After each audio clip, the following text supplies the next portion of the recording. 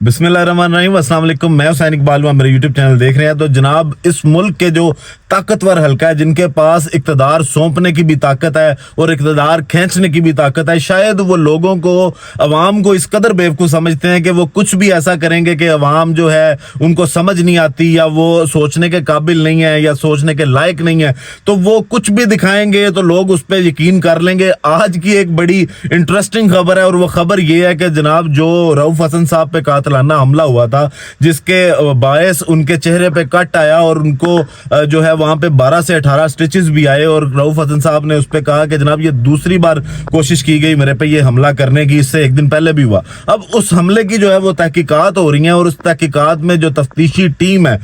आज उनके जो बयान आए हैं वो बड़े ही मजाका खेज थे। मतलब लोगों पे की आंखों में मट्टी डालने का इससे बुरा तरीका और कोई नहीं है कि जनाब, अब वो जो 4 ख्वाजा सरा, जो मुबैना तौर पे ख्वाजा सरा थे, जो यकीनन ख्वाजा सरा नहीं थे, उनकी उन्होंने बात की, और उन्होंने कहा कि जनाब वो 4 के 4 जो है वो मेकअप की वजह से उनकी शिनाख्त नहीं हो रही। हालांकि सीसीटीवी फुटेज जो है वो अलहदा से है, और ये हमारे कानूनी इदारे जो शहर इक़्तिदार में बैठे हैं, जो वफाक में बैठे हैं, और ये दिन दहाड़े हुआ, ये रात के अंधेरे में नहीं हुआ था वाकया। अब उसकी सीसीटीवी फुटेज मौजूद है, उसकी दूसरी मोबाइल फुटेजेस मौजूद हैं कि जनाब जो हर एंगल से उनकी फुटेज है, और उसमें उनके चेहरे वाज़े तौर पे नजर आ रहे हैं। लेकिन हमारे वो इदारे जिन्होंने इस अवाम को तहफ़्फ़ुज़ पहुंचाना है, और शहर इक़्तिदार में जो कानूनी इदारे हैं, वो अगर ये बात करते हैं कि जनाब उनकी शनाख्त जो है वो मुमकिन नहीं हो रही, मुश्किल हो रही है उनकी शनाख्त में, क्योंकि उन्होंने चेहरों पे मेकअप लगाए हुए थे, तो ये यकीनन हर बंदे को अंदाजा हो रहा है कि उनकी शनाख्त जो है वो क्यों नहीं हो रही। वो जो बातें हो रही थी कि एक खास ब्रिगेड जो है वो बना दी गई है, और ख्वाजा सरा इनकलाबी हो गए हैं, जो राना सनाउल्लाह साहब ने जिस तरह बात की थी, तो उनके इनकलाबी होने के बाद फिर वाकई मेकअप के अंदर पहचाना नहीं जाना। अब पता नहीं कौन सी चीज है जिसको मेकअप के अंदर छुपाने की कोशिश की जा रही है। उसके अलावा उसी तफ्तीशी टीम ने यह भी बात की कि जनाब वो 4 ख्वाजा सरा जो हैं वो मुबैना तौर पर एक गाड़ी में सितारा मार्केट जो इस्लामाबाद G7 में है वहां पहुंचे, और उस गाड़ी की नंबर प्लेट जो है वो भी मध्यम है, और उस नंबर प्लेट के मध्यम होने की वजह से उस गाड़ी का डेटा भी नहीं निकल रहा। अब ये लोगों को बेवकूफ समझा हुआ है आपने कि इस्लामाबाद की पुलिस है, इस्लामाबाद के इदारे हैं, और वो ये बातें कर रहे हैं जनाब के गाड़ी की नंबर प्लेट इतनी मदम है कि जनाब हमें अब उसकी जो डाटा है वो नहीं मिल रहा, कि ये भी नहीं पता चल रहा वो गाड़ी किसके नाम है। तो सर, लोगों को बेवकूफ ना बनाएं, आपने उनको नहीं पकड़ना, आपने इसी तरह के हरबे इस्तेमाल करने हैं। और अगली बात जो उससे भी आगे की बात है कि जनाब ये आज भी ये बात कर रहे हैं कि रऊफ हसन साहब हमारे साथ तावन नहीं कर रहे, वो मावनत नहीं कर रहे तफ्तीश में, तो रऊफ हसन साहब की वजह से बड़ा मसला हो रहा है। तो जनाब उन पे कातिलाना हमला हुआ, पर्चा भी उन पे करवा दें, जिस तरह के आजकल पर्चे हो रहे हैं पाकिस्तान तहरीक इंसाफ के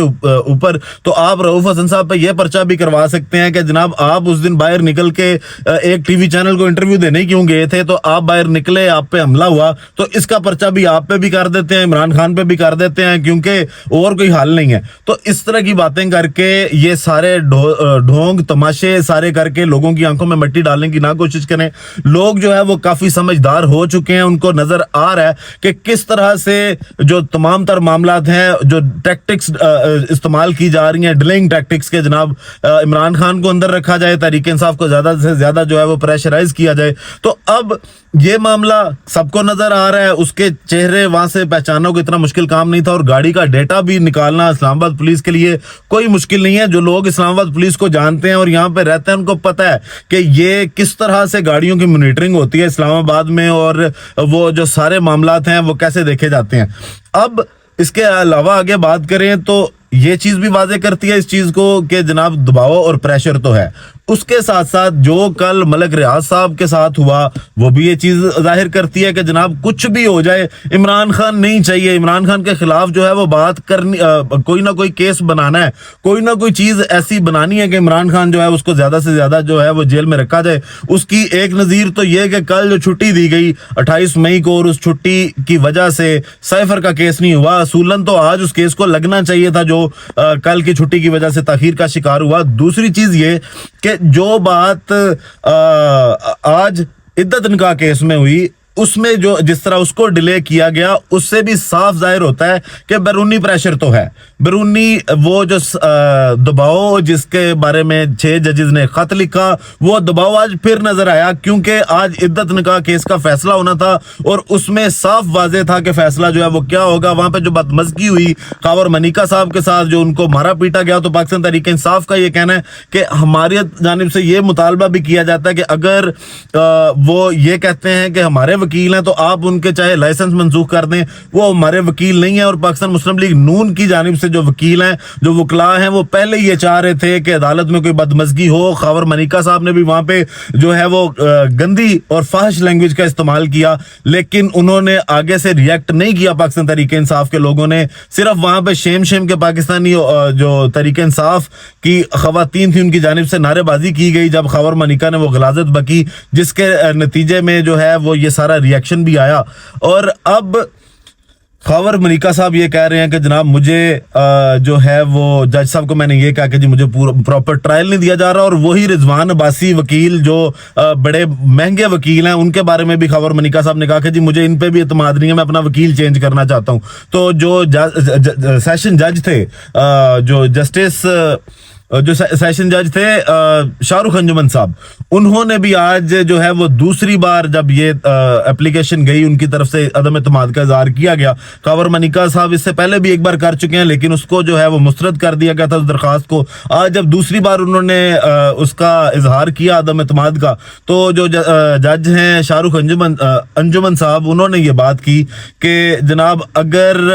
انہوں نے خط لکھ دیا چیف جسٹس کے نام کہ جناب ہائی کورٹ کو, انہوں نے کہا کہ جی یہ کیس کسی اور عدالت میں لگا دیا جائے, میں یہ کیس جو ہے وہ اس کا فیصلہ نہیں سنانا چاہتا, اگر میں فیصلہ سناؤں گا تو جو ہے کیس متنازع ہو جائے گا. تو اس آج اچانک سے فیصلہ نہ سنانے کی وجہ جو ہے وہ بالکل وہی بیرونی دباؤ ہے جس کی باتیں جو جج کرتے ہیں, اور جسٹس جو ہیں وہ اس پہ خط بھی لکھ چکے ہیں باقاعدہ, اور چیف جسٹس صاحب جو ہے اس پہ کوئی ایکشن نہیں لے رہے. تو آج عمران خان کے خلاف صرف چیزوں کو لمبا کرنے کے لیے, ڈیلے کرنے کے لیے یہ والے معاملات جو ہیں وہ استعمال کیے گئے. اور وہاں پہ جو اس کے اوپر بھی جو پاکستان تحریک انصاف نے پریس کانفرنس کی, اس میں رؤف حسن صاحب نے یہ بات کی کہ جناب ایک بندے کی ڈکٹیٹرشپ کے لیے اور ایک بندے کی جو حکومت ہے, حکمرانی ہے, اس کی طوالت کے لیے یہ سارے حربے استعمال کیے جا رہے ہیں, اور صرف کوشش یہ کی جا رہی ہے کہ عمران خان کو زیادہ سے زیادہ دیر کے لیے جو ہے وہ جیل میں رکھا جائے. 203 مقدمات ہیں عمران خان صاحب کے اوپر جو ابھی تک پروسیس میں ہیں, جن میں سے جو بڑے بڑے مقدمات تھے ان میں سے اب 190 ملین پاؤنڈ ہی ان کے پاس رہ گیا تھا. جب کل ملک ریاض صاحب نے بھی اس چیز سے انکار کر دیا اور انہوں نے کہا کہ جو چاہے ظلم کر لو, ملک ریاض وعدہ معاف گوار نہیں بنے گا, تو اس کے بعد جو ہے وہ انہوں نے دوبارہ سے اپنے جو استعمال کیے, جس طرح یہ ہتھکنڈے استعمال کرتے ہیں, اور آج جس کیس کا فیصلہ آنا تھا وہ بھی نہیں آنے دیا, اور کل چھٹی کے نام پہ جس طرح انہوں نے ماموں بنایا پوری قوم کو, اور وہ صرف ایک فیصلہ کینسل کروانے کے لیے انہوں نے 26 سال کے بعد جو ہے وہ چھٹی دی. تو یہ ساری چیزیں قوم کو نظر آتی ہیں, پتہ نہیں کب تک یہ لوگوں کی آنکھوں میں مٹی ڈالنے کی کوشش کرتے رہیں گے. باقی ویڈیو کا اختتام کریں گے اسی دعا کے ساتھ کہ اللہ تعالیٰ پاکستان پر اپنی رحمت نازل کرے. پاکستان زندہ باد.